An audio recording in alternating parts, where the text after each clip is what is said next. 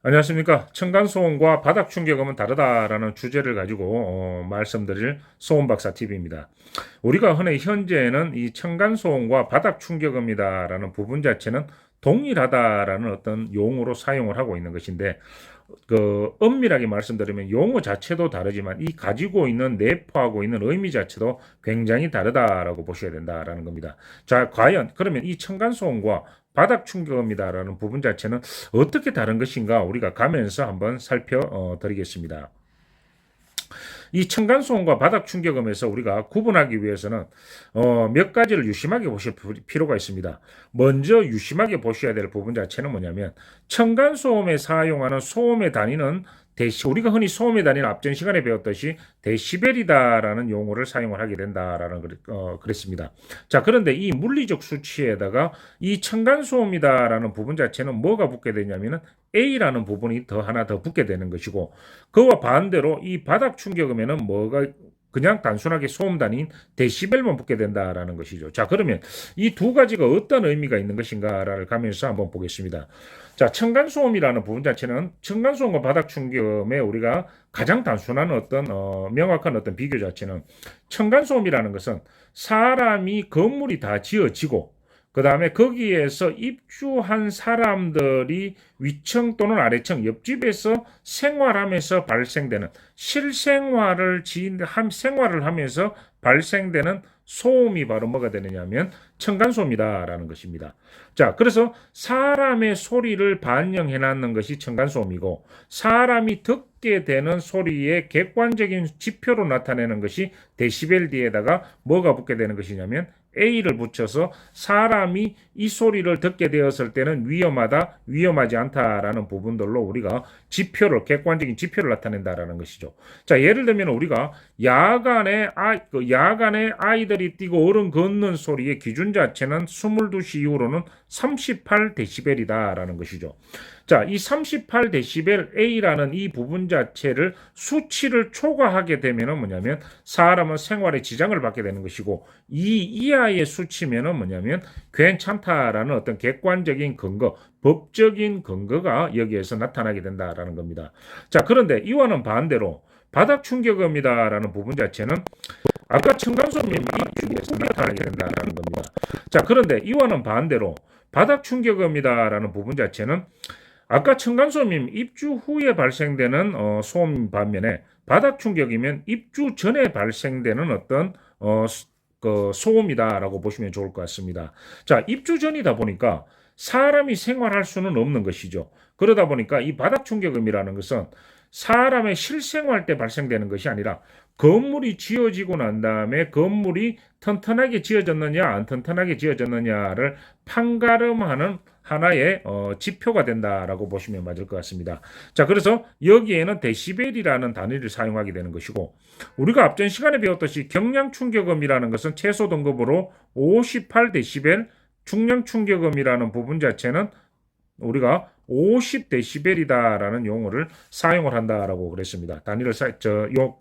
단위와 수치를 사용하게 되는 것인데, 이 최소 기준안을 통해 가지고 건물을 짓게 되면은 이 기준만을 만족을 하면은 우리가 흔히 층간소음에 대해서, 건물에 대해서 안전하기 때문에 입주 후에 생활하는 사람들도 여기 소음에 대해서는 안전하게 생활할 수 있다라고 우리 지금까지 우리가 듣고 있는 상황입니다. 그러다 보니까 건물은 이렇게 잘 지어져서 평가를 잘 받아서 들어갔으니까 여기서 발생되어서 위아래층에서 발생되는 소음으로 문제가 되는 것은 당사자들의 문제다. 그리고 생활하는 사람들이 생활 방식이 잘못되었다라고 해서 소비자의 문제로 굉장히 몰고 들어간 부분들이 있습니다. 자, 그런데 여러분 여기서 우리가 엄밀하게 잘 한 단계 더 들어가서 보시면은 바닥 충격음에 붙게 되는 단위는 데시벨이 되는 것이고, 층간소음에 붙게 되는 것은 데시벨에다가 하나 더 첨가해서 A가 붙게 되는 것인데, A라는 것은 우리가 사람의 상태, 사람이 들리게 되는 소리의 상태를 그대로 반영한 객관적 수치다라는 부분이라고 말씀을 드렸습니다. 자, 그런데 이 객관적 수치를 나타내는 부분과 바닥 충격음에는 객관적 수치를 나타내는 다시 말해서 사람의 상태를 나타내는 수치가 아니다라는 것이죠. 자, 다시 말씀드리면 바닥 충격음으로써 아무리 건물을 잘 지어서 평가를 잘 받더라도 사람의 상태를 고려했다 안 했다 안 했다라는 것이죠. 그래서 이 두 부분 차이가 분명하게 크게 존재한다라는 겁니다. 다시 말씀드리면 건물을 아무리 잘 지어서 평가를 아무리 잘 받더라도 사람이 들어가서 생활하는 부분하고는 다른 양상이 분명하게 나타나기 때문에 이 부분 자체를 건물이 잘 지어졌으니까 사람도 생활하는 것이 그 소음이 발생되지 않는데 왜 이렇게 예민하게 말을 하느냐라는 부분 자체는 완전 잘못된 표현이다라고 보셔야 됩니다. 자, 그래서 이 바닥 충격음에는 인정 바닥 구조와 표준 바닥 구조로 나눠지게 되는데 이 부분 자체는 어떤 의미가 있는 것인지 우리가 가면서 한번 살펴드리겠습니다. 자, 우리가 이 층간소음이다라는 어떤 종류에 보시면은 몇 가지가 있습니다. 우리가 흔히 아닌 가장 많이 부분들이 아이들이 뛰는 어떤 부분들. 그 다음에 우리가 건물 내에서 아파트나 공동주택에서 늦게까지 우리가 생활하는 어떤 부분들. 급배수 소음들, 이런 어떤 부분들이 흔히 대표적인 어떤 부분들로 나타나는 어떤 부분들로 나오게 되는 것이고, 이런 부분들 자체는 말씀드린 대로 층간소음에서 실생활에서 발생되는 하나의 큰 어떤 소음들이다 보니까 이 부분 자체는 건물 내에서 이런 어떤 소음기 하나를 가지고 측정을 하게 된다라는 것입니다. 이 소음기를 가지고 측정을 했을 때 기준안 자체가 많이 나왔다, 적게 나왔다. 우리가 야간 기준은 38이다, 주간 기준은 43을 넘었다, 안 넘었다. 이렇게 새로운 어떤 기준안을 가지고 비교를 해서 그 잣대를 가지고 우리가 흔히 좀 더 예민하다 또는 법적 소송으로 갈 수가 있다, 아니다. 이런 형태로 구분을 할 수가 있다라는 것이죠. 자, 그래서 이런 부분들 자체는 층간소음을 평가하게 된다라는 어떤 부분들이고, 자, 그런데 바닥 충격음이다라는 부분 자체는 또 다른 의미를 가지고 있다라고 보셔야 됩니다.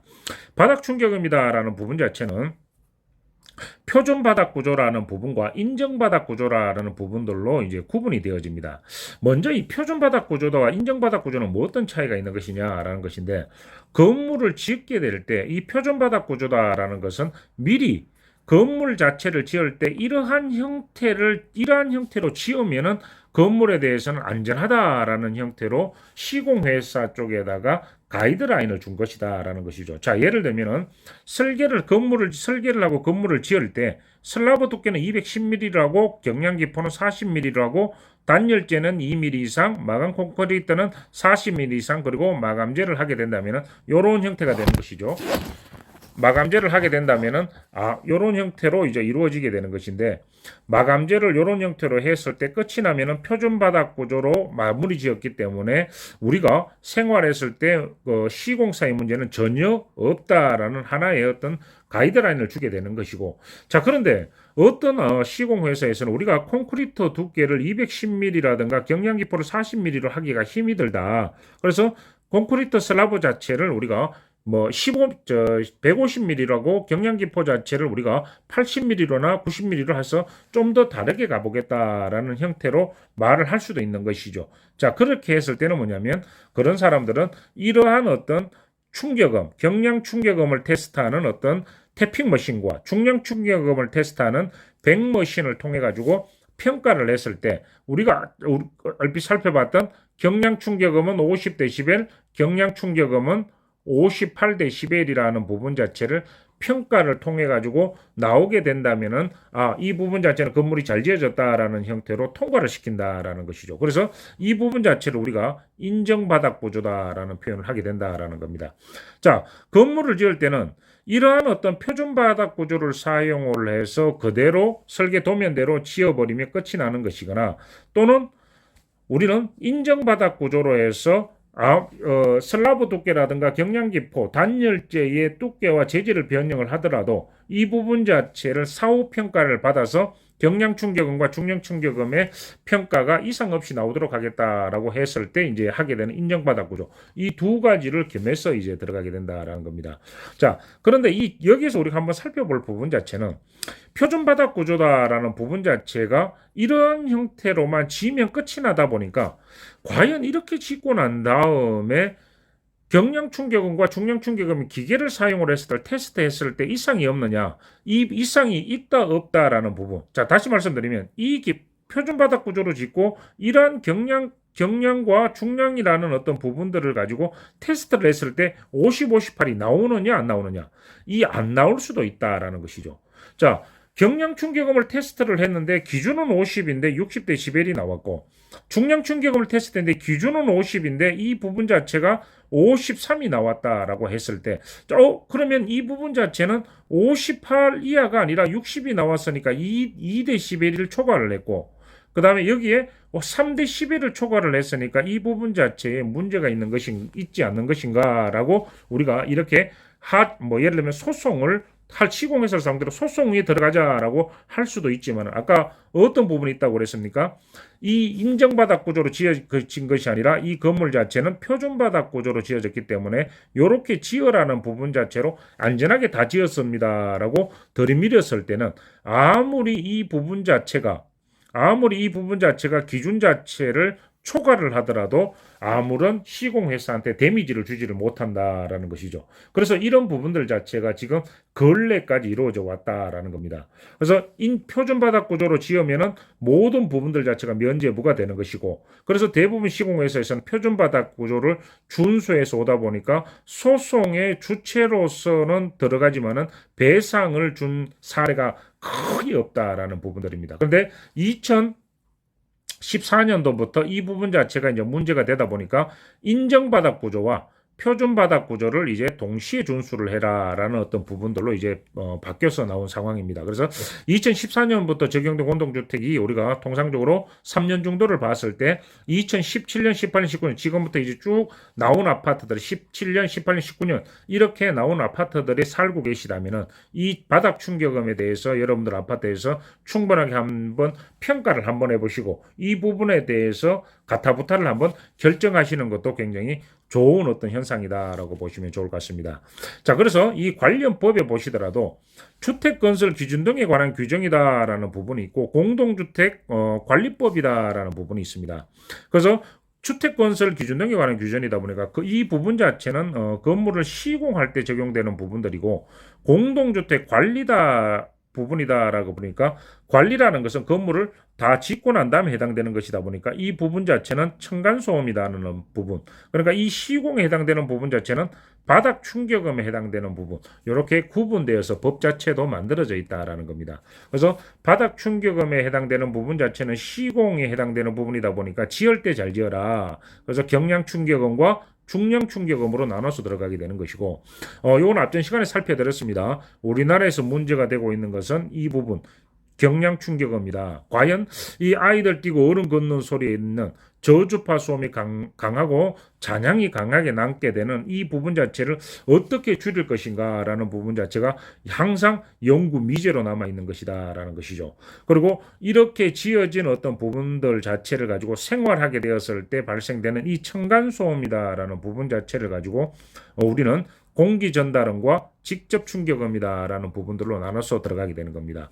자, 여기서 우리나라에서 문제가 되는 것은 이 직접 충격음, 뛰거나 걷는 소리에 해당되는 부분들이고, 그렇다 보니까 매치가 되는 것은 중량 충격음과 직접 충격음이라는 부분 자체를 어떻게 저감할 것인가라는 부분 자체가 하나의 큰 문제가 된다라는 것입니다. 예, 지금까지 우리가 층간소음과 바닥 충격음은 다르다라는 어떤 부분들을 가지고 살펴드렸습니다. 다음 시간에는 좀 더 세밀하게 이 부분 자체를 살펴드리겠습니다. 감사합니다. 다르다라는 어떤